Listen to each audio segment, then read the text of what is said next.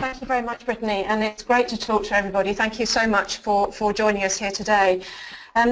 Yes, as Brittany said, we came across so many people who were wanting to use simulation to improve their bed management, whether it's bed placement, whether it's bed capacity, the range of problems and questions that people need to answer in order to manage this very, very valuable resource in healthcare. And it occurred to us as we were supporting people to use the software to model their own problems, or indeed doing some of the projects alongside them, that actually we were repeating ourselves time after time, and that there must be a way that we could make this easier for more people to use to solve some of these really huge and very expensive challenges that really affect patient outcomes. So we went to, one of the things I just wanted to point out before we get into the process that we went through was this kind of the key real lesson about variation in bed planning. Now, I know anybody listening to this who works in healthcare will know this, but I think it's probably worth just going through it. So very often you're looking at a specific number of beds, and in this particular graph we've got 22 that we have in our specialty area. And of course the variation in healthcare means that 22 beds are not used routinely every hour of the day and every day of the week. And the pattern of use looks a little bit like this. Now, everybody that's above the line here are people who couldn't get into the bed in your specialty when you needed them to.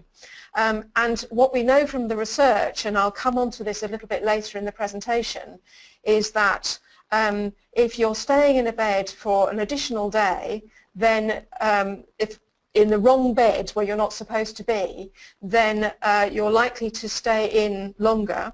And also your chances of in-hospital mortality is greater.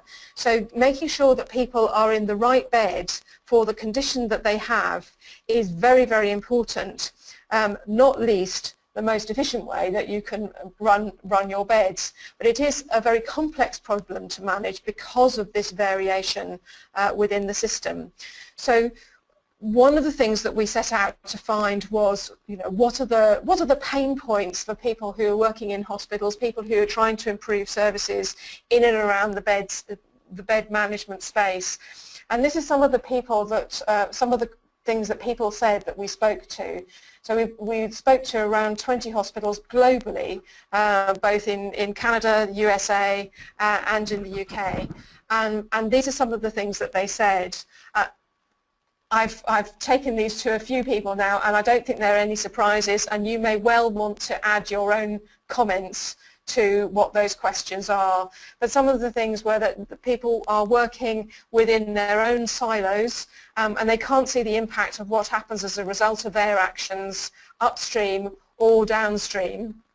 Many people are using spreadsheets to plan, which doesn't help with that variation I explained earlier, and very often you wait till the crisis happens, and then you're having to solve it rather than working out how to solve it in advance. So I think there are probably many more things that you would say about the challenges of managing the bed stock, if you like, but those are just some of them. And what people said that they wanted was, one, to know how many beds you need, but also you wanted to prevent delays to people getting to the bed, make sure that people get to the right bed, manage that variation in demand, and utilise your beds efficiently. And of course, above all, deliver really good patient care, get great patient outcomes. Some of the what-ifs that you wanted to test were around staff. So what happens with how could you manage your staff shifts better, more effectively to meet that demand in beds? What happens if your patient mix changes? There are many different tests that people are trying to run, many different improvements that they're trying to put in place, for example, to look after older people more effectively outside the hospital. So what happens if that changes your patient mix? beds, what happens if you look at flexing them between specialties, what sort of rules do you need to set up to make sure certain patients are in certain beds, and when those beds aren't available, what's the next best place to put them, and how would you manage your beds more effectively to meet the needs of patients. What happens when your wards have to be closed, so that might be for a short-term outbreak of norovirus, for example, or it might be to look at a longer-term ward closure. What happens if the length of stay changes, if you manage your discharges more effectively and you plan them in advance, services outside hospital. There are a whole myriad of different sorts of questions, and you will probably be able to add many to those, but those are some of the things people that said to us. So with all this in mind, and having had that very rich discussion with a number of you, and I know there are a number on this call, so thank you very much indeed for talking to us about this, we developed a solution which we've called Bed.P.A.C, and I wanted to outline that to you in this webinar. Now, the idea of Bed.P.A.C is that if you knew a bed crisis was going to happen, what could you do about it beforehand in order to reduce any adverse impact? And the PAC of Bed.P.A.C stands for Predict, Act and Communicate. So how could you predict what the impact of changes might be, whether they're policy changes, whether they're operational changes, and how could you understand that within that risk-free environment that simulation offers to know what's likely to happen. So when you're going to run out of beds, and how you might better manage that stock, and how that information, that understanding might be able to help you act more effectively, make better decisions, and also communicate those decisions, your intentions, predict and forecast what's going to likely to happen to a range of departments, everybody who's involved in making decisions about beds, to improve both the efficiency of your bed utilisation and also your outcomes for patients. So that's our aim with this particular solution. And the features that we thought would be most useful would be to allow people to import their hospital data both on a daily basis and an hour-by-hour basis, and I'll come on to that, and that your data auto-builds those demand profiles so that without necessarily being able to build your own, knowing how to build your own simulation model, or even if you know how to do that but you just want to do it very, very quickly, you have that model auto-built based on your demand profiles, and you're then able to visualize your trends, as in that graph I showed you right at the beginning of this webinar, in your trends in arrival, your lengths of stay, your likely discharges. Now, because it's driven by a simulation engine, that means that you're able to take into account that variability to see what that hourly impact is in your bed stock. And also you can then run experiments by changing those input parameters to see how your beds might behave, what's going to happen to your patients, and we could pre-build some of those what-if scenarios and allow people to add in their own. And the idea is that you could run that forward, run your experiments, test out what the impact might be and support your planning and decision making, and that it would be online so anybody in your hospital could access it wherever they were. One of the really interesting things that we found from talking to people is that people are planning for their beds in many different ways, as you will know. Some people are looking at long-term planning for the whole of the hospital and wanting to understand what that means by specialty, but it tends to be an annual plan or a 6-month plan. It might be refreshed perhaps quarterly, but essentially it's a longer term plan. Other people are managing the day-to-day, the operational plans, and we found that people tended to live in different parts of a hospital. So your command and control people, your operational leaders, were not necessarily in the same place as your strategic planners, who were not necessarily in the same place as your service improvers. So having something that provided a common language that enabled people to understand what the strategic plan meant for the operational planners, and to be able to use it for those different types of questions might be a really useful thing. So we built into this solution a near real-time option, so that you could look at your traditional trends, look at your existing state, and understand what might happen in the next few days, as well as planning what might happen over the next 6 months or a year. So the example of the near real time, which I'll talk a little bit more about in a minute, is to get these kinds of results. So you can see in this particular result that Wednesday is going to be a nightmare. You won't have enough beds to meet your patients' needs, but actually by Friday, Saturday and Sunday you're fine. And you will all know it's that variation in the system that creates some of the challenges for managing beds. So how this solution works is in two ways, for long-term planning and for short-term planning. And I'm going to talk about the long-term planning first. So with the long-term plan, you'd be putting in your historical data based on admissions, discharges and length of stay. So you can see on the graphic there that we're looking at arrivals by month, the day of their arrival, the hour of their arrival, when they're going to be discharged, how long they've stayed in nights and how long they've stayed in hours. And then you'll be able to model that by cohort. And when we talk about a cohort, we're talking about either conditions or specialties or departments, or even age bands, so that you can choose the group of patients that you're wanting to model. And one of the things we find from working with people in healthcare continuously is that there are many different questions that you might want to experiment with. So you might want to look at the likely impact of changes in orthopedics, for example, but you might also want to look at the changes you would want to put in place for the over 75s, who would also be in orthopedics, but you can look at your different cohorts by different characteristics and understand how they're using beds and how you might be able to improve that.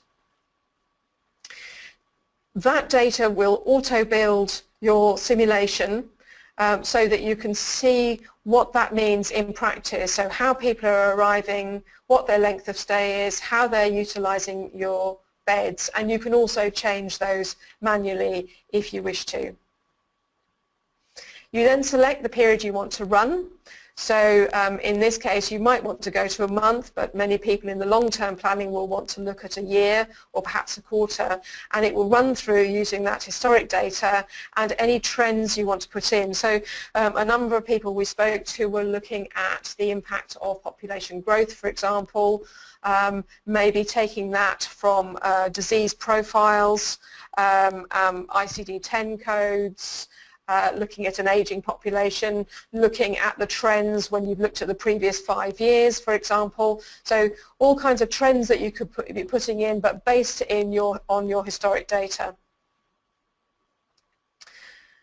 You would then get your results for a typical week each month, and that would show you the number of daily and hourly admissions, of discharges, how long patients have been waiting, the number of outliers, or in other words, people who weren't able to get placed in the right bed for the condition that they have, your average and maximum beds in use, and how many empty beds you have.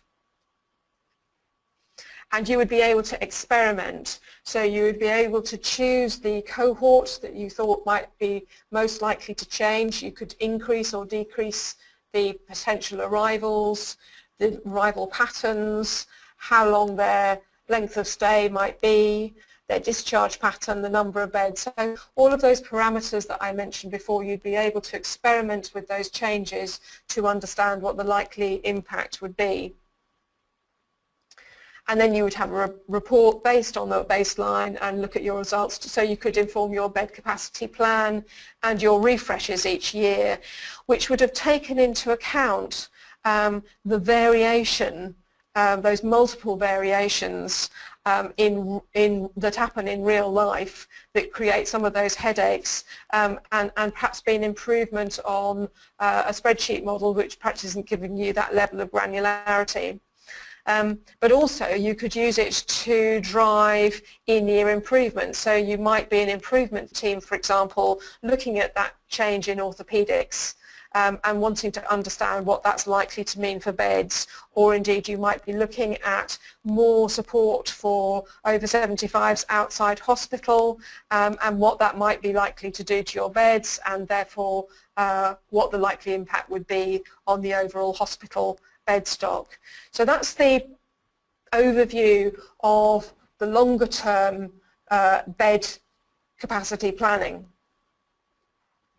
I wanted to move on now to the idea of short-term planning. So as I mentioned before, when we were talking to people, we found these different groups who were wanting to plan for different purposes, and this particular group of people are dealing with the day-to-day management of the hospital, trying to understand what's likely to happen in the next few days in order to make better decisions to avoid crises and to make better use of beds. Now, what this is doing is using the same concept as the long-term planning. So we're still using those same inputs, but giving you slightly different results and allowing you to experiment with what we're calling a near real-time set of scenarios.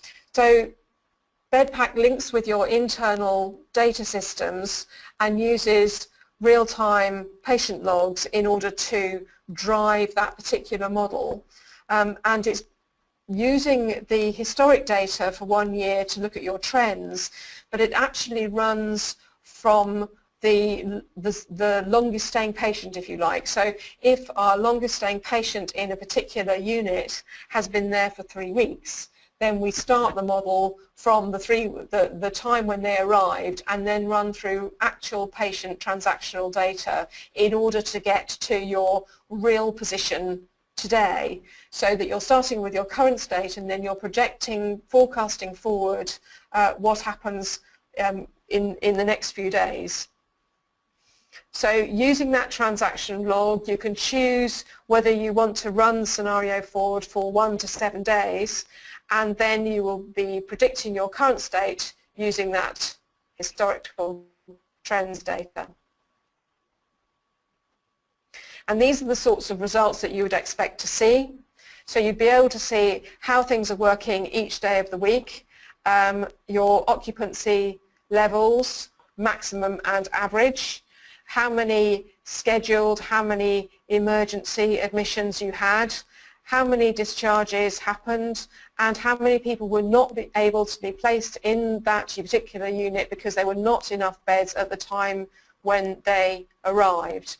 And you can see when you get to Wednesday here, you're at 100% average bed occupancy, which means that really quite significant numbers of patients are not able to be placed in those beds.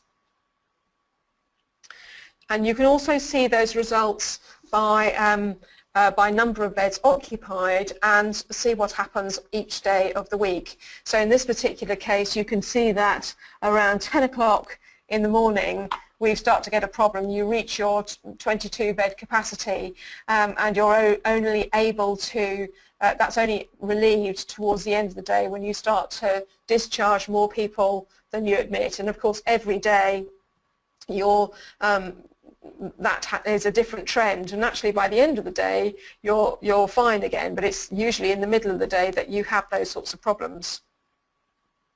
And of course you can then experiment with what the likely impact would be if you ran different scenarios. So in this particular case, we suggested that you might want to experiment with any patient who stayed 2 nights or more and would have been discharged after 5 o'clock. What would happen if they were discharged instead at 10 o'clock on the morning of their day of discharge? So you could test that out.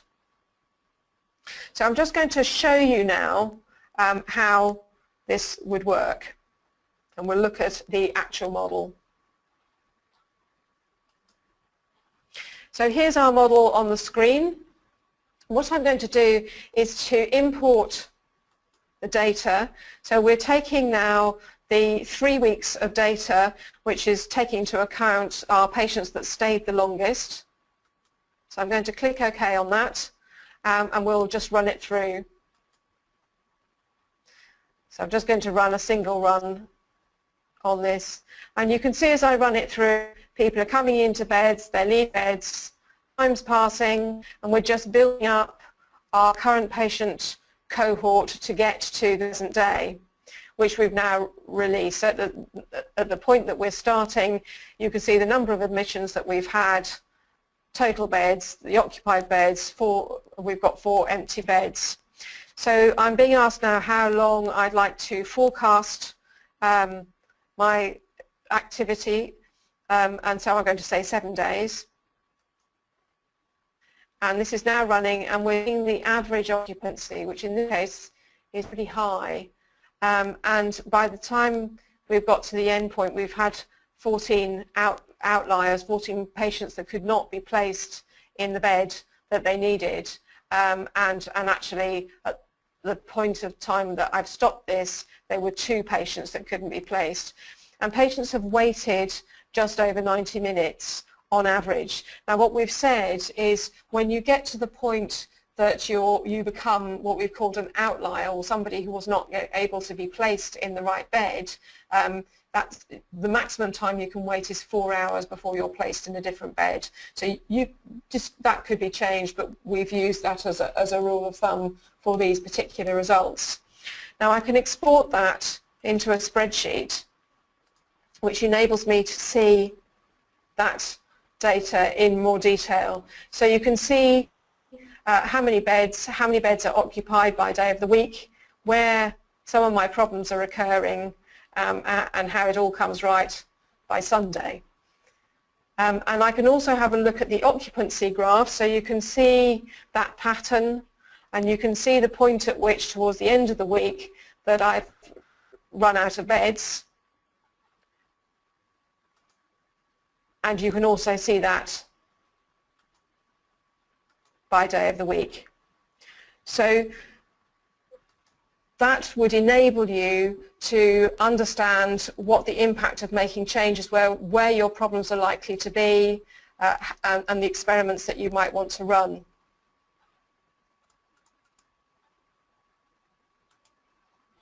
Now, one of the things you can do is to run an experiment. So let's have a look. Let's just reset this, and we'll choose that early discharge scenario. So this is where any patient who'd stayed 2 or more overnights, who would have been discharged after 5 o'clock on the day of discharge, is now going to be discharged at 10 o'clock. So I'll just select that. And again, I'll import my data.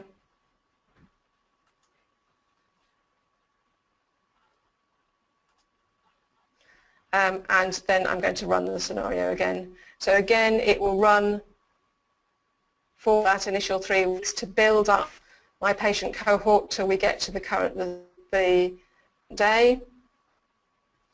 And once we've done that, we'll run for the 7 days again.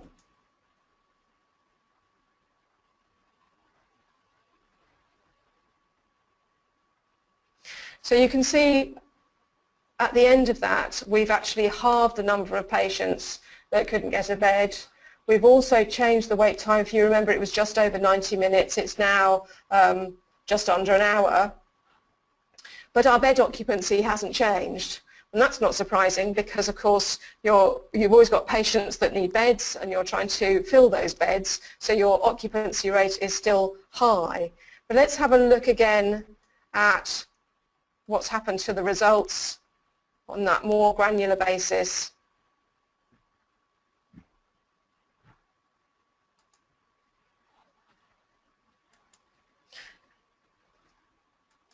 So you can see now we can have that comparison with that second scenario.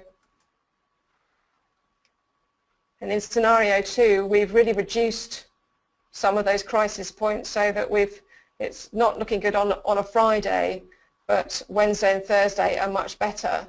And again, if you compare the occupancy graphs, you can see that we brought that down towards the end of the week. And again, you can compare each day of the week. So this seemed to chime with some of the questions that people who are concerned with day-to-day operational management were asking us, because whilst you might be able to get, broadly speaking, the overall beds you need right with your longer-term capacity planning, in actual fact, when you're looking at your day-to-day capacity planning and the difference that you might make if you could have predicted what might happen what you might do if you knew a crisis was going to occur, and how you might be able to avert that crisis, then this seems to be a solution that might be very helpful in that kind of situation. Claire, I'm going to interrupt you for just one moment. There's a question that came in. Just to clarify what the outlier numbers mean. Specifically, I think on one of your earlier screens, you showed 2 outliers, but there were still empty beds on the screen. And so can you help us understand what an outlier is and why there might be outliers while there's also beds available, and kind of how those numbers match up? Yeah, so on the screen, what we're showing is some of those totals are total empty beds, total numbers, and total outliers. But of course, what you've got happening is you've got patients who need a bed by hour of the day and day of the week, and you've got discharges that happen by hour of the day and day of the week. And sometimes it's the difference between a patient arriving 2 hours earlier and there not being a bed available, which means that they end up being an outlier, so they end up not being placed, and then in fact 2 hours later that bed is available because somebody's been discharged. And so that's why you get over a day, it looks like you've had empty beds during that day, but actually when you needed them was all in a bunch around 11 o'clock in the morning, which meant that you couldn't place patients at that point, because at that point in the day the beds were full. And that's one of the really interesting differences, I think, between being able to plan, looking at this hour by hour variation against looking at the overall impact over a day, because in actual fact you're fine by midnight. If you count your occupancy levels at midnight, actually you're probably around 85%, and you think everything's gone well. But the reality, as people who operationally managing will know very well, is that the problem is when you get that bunching in the middle of the day and you haven't got enough patients and enough beds to manage your patients' needs, and the difficulty of deciding whether you should bring a patient back if they've been placed in the wrong bed. Should you bring that patient back when the bed becomes empty, or should you be keeping that empty bed for the next bunch of patients that's about to turn up? So those are the very real difficulties, but I hope that gives a bit of an explanation as to why you get those results. Yes, thank you, Claire. Okay. So the impact of this kind of solution is that users would be able to make those decisions about their daily bed placement with more confidence based on the evidence that they're able to generate. And you could run this on a daily basis if you wanted to give that near-time result.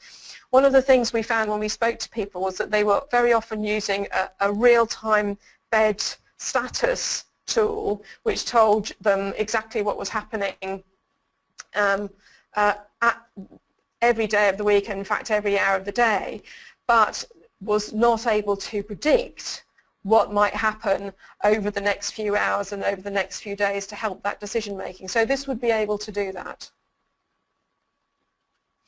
So as we were thinking about why it might be useful to have a solution like this, we were also thinking about, well, is this actually valuable?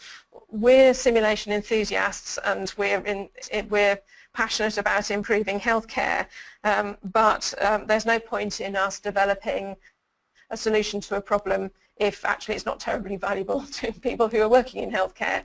So we did a bit of research to think about why this might be useful. And looking at that research, we were looking at patients in the wrong bed, and the research suggests that if a patient's in the wrong bed, then that can extend their stay by at least a day. In fact, in the research, it suggests that it could extend their stay by over a day.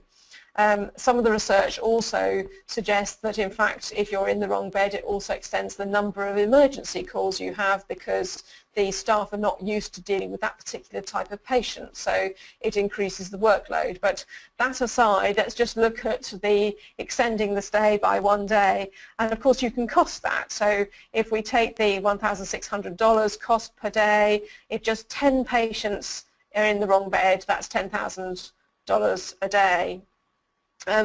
There's also some very interesting research from Australia which followed a cohort of patients over 2 years. This was a hospital with 58,000 admissions a year, and what they measured was the in-hospital mortality of patients, and they found that actually patients placed in the wrong bed had likelihood of dying was twice as much as if they'd been placed in the right bed. So that's lives that you save if you're able to place patients in the right bed. And of course, we all know the difficulties if you can't get patients in the bed and you'd scheduled surgery for them and you cancel that surgery, and there's some research that suggests about 4% of scheduled surgeries cancelled for non-surgical reasons. And then you look at the revenue that that therefore costs you, then again that adds up to a significant amount, not taking into account that you've got your expensive staff who are doing nothing whilst they're waiting for a patient. So cost-wise, as well as patient outcome-wise, we thought that actually there's significant value in being able to plan your bed capacity more effectively, but we'd be very interested in your views on that. And in fact, we've done this based on our own research, and you can see some of the research references there, and after this webinar you'll be able to go online and experiment with your own number of admissions to localize that, so you can see what the likely return on investment would be for improving your bed capacity to make sure that patients get into the right bed, and what the likely impact would be. So finally, I just really wanted to end this webinar with to say that we'd be very pleased to hear your thoughts on these sorts of problems, whether you think that the bed capacity questions that I've outlined are similar in your hospital, in your area, whether this is something that you think you would find useful in hospital, and getting involved in using this tool to improve your bed capacity. I hope you found that useful. I'll just hand back to Brittany now.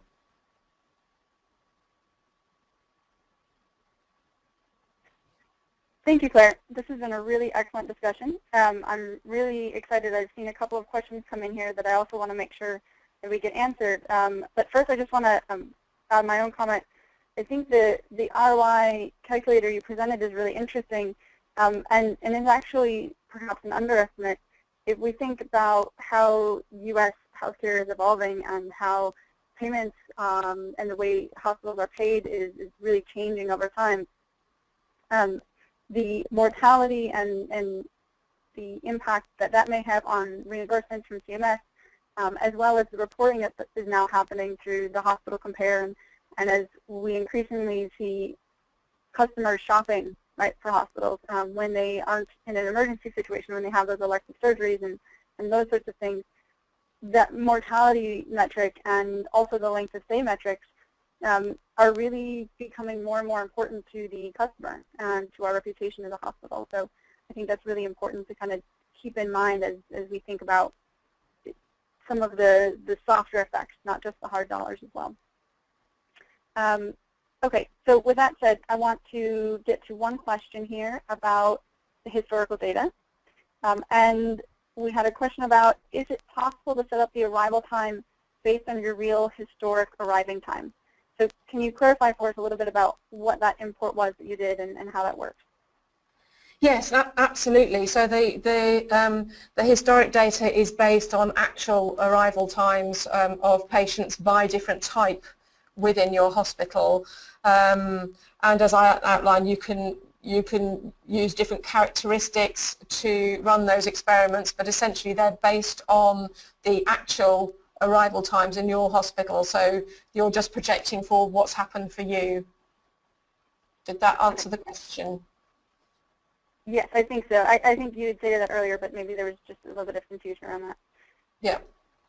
The second question here, can you look at multiple wards at the same time and look at the whole hospital? Are we constrained to just one unit? How does that work, and kind of what's the vision for how this would kind of actually go live with, obviously a hospital is very complex, interwoven space? Yeah, so there are two things there, and this is where the long-term meets the short-term, really. In the long-term planning, you'd be looking at your whole hospital. You can look at smaller parts of your hospital if you want to, but you can also look at the whole hospital because it's able to handle all cohorts and all beds. And in fact, if you wanted to, you could set up rules of how people move from the rules that you want to apply for how people move within the hospital, etc. In the shorter term plan, we've initially looked at that by individual unit or cohort of patients, because we're thinking that if you're planning that on a day-to-day basis, you're probably looking at one unit. What you want to do is to improve that for that one unit. Yes, of course, if you have a patient that is, I know there's lots of different language around outliers or people on borders, but let's call it outliers. I hope that makes sense to everybody. But if you have a patient that's an outlier, they are of course taking up a space in another unit. But the real thing that you want to do is to avoid that happening. So we've targeted and focused that particular solution at helping people who are operationally managed to avoid that from happening, so rather than modelling the fact that it has happened, if you see what I mean, because we think that's the most useful thing to do.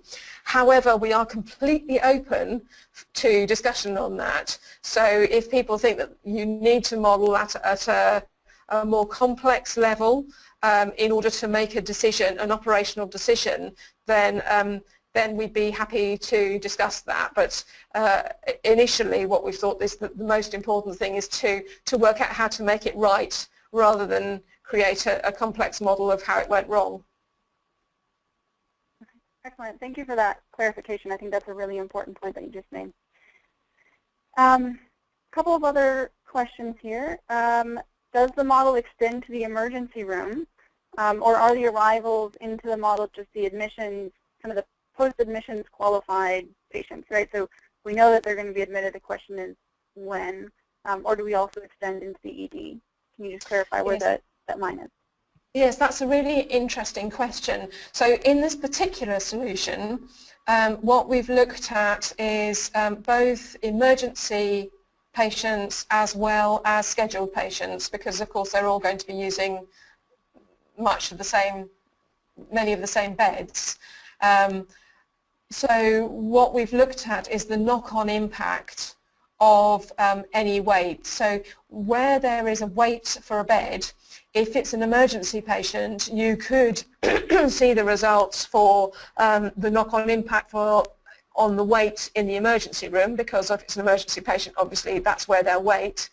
If it's a surgical patient and it's a scheduled surgery, then you can also see how long the patient has been waiting for that surgical bed and set rules for what might be the likely impact on the cancellation of that surgery. So, for example, if you came in for afternoon surgery and you'd waited for 4 hours, you've probably missed your slot. So you're able to look at the impact on, if you like, both arrival types, but it doesn't actually model the emergency department of itself. It's looking at the people from the emergency department who are waiting for an emergency bed. So it's mimicking the waits in the emergency department of people who can't find a bed. I'm well aware that there's a lot more that goes on within an emergency department, and we have other models that look at that. But this one's just been particularly looking at beds. But it would be interesting to hear from people who wanted to extend that back. Great, thanks for the clarification. I think tying into that, we had a question about whether the elective patients who have been delayed, do they actually get canceled and just not admitted and exit from the system, come back tomorrow? How does that work? I think you talked about a threshold of 4 hours, is that right? Well, you can set your own threshold, really, and it will depend on, every hospital will be organising their scheduled surgeries slightly differently. But, so you might want to say, well, if you're scheduled for a morning surgery, actually you could wait a bit longer because you might still get into the afternoon surgery if there's a bed problem. But if you've been scheduled for an afternoon surgery, it might be either it's cancelled and you have to be rescheduled, or it might be that you end up staying in one of those beds overnight, so you get onto the next day's list. Of course, that has an impact. So we're not looking at the whole of surgery schedules, but we want people to be able to model the impact. The likely impact on scheduled surgery if there are not enough beds. And again, the focus here is managing the beds effectively. And again, we have other solutions that look at modelling operating room suites. Okay. So I think the really important piece that you just said is that all of these kind of different characteristics you've talked about, how long are patients able to wait, what are the scenarios and the details of those scenarios. You talked about 10 a.m. and 5 p.m. and those sorts of things. These are all variables, right, that I can customize to my own hospital depending on my policies, my patient population, the preference that I have. I can customize absolutely, that, right? Absolutely. And although there are commonalities for each hospital, every hospital's arrival is different. And the variables that you will want to test are different, the number of beds are different. The thing that we learnt from doing all of these bed capacity projects and helping other people with theirs is not that the problems were necessarily the same or the focus was necessarily the same, but we found ourselves always creating models with the same parameters, and people would choose different variables within those, which is what made us think that there must be a solution here, that if we could create the right variables and the right parameters, actually we avoid people having to create a simulation from scratch, because the structure of that simulation will always be the same. Yeah, absolutely. Great. So another question here, there's two questions here that kind of come together. Talking about length of stay and how that's affected by which unit you're in, and also identifying where the bottleneck is. So different units are going to function a little bit differently. For example, here somebody's telling us about their experience where ICU is typically the bottleneck. How does the length of stay get populated, and how does that yes, that's a really length of stay, or yeah. Yeah, no, that's a really interesting question. So every cohort, however you define them, has their own length of stay based on that particular cohort, and it's so that's you can get that level of granularity. But I think you're also talking about the length of stay that takes place when you're moving from unit to unit. So you might be admitted to ITU and then you go into a ward, for example. And certainly I think we were talking with one of the people we talked to was also saying that of course you never get directly admitted into palliative care, for example. That will always be a unit that you will be admitted to after being somewhere else. So that's one of the things that we're interested in exploring with people, is the level of granularity that this needs to go to drive the improvement.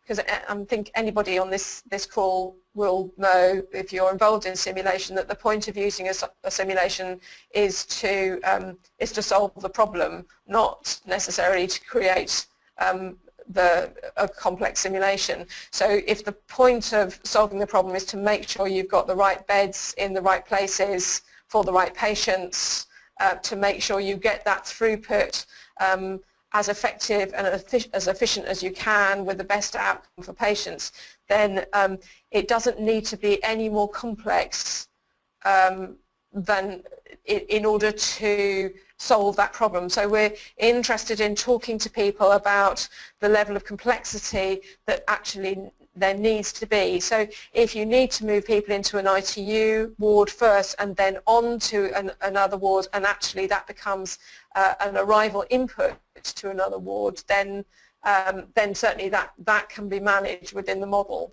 If that's not necessary to make those decisions and to drive those improvements, then there's no point putting it in. I think you make a really good point, Claire. This tool is really, when we've been talking about what features need to be in it and how do we design it, it's really about making it as, I think Einstein said, right, make everything as simple as possible but no simpler, right?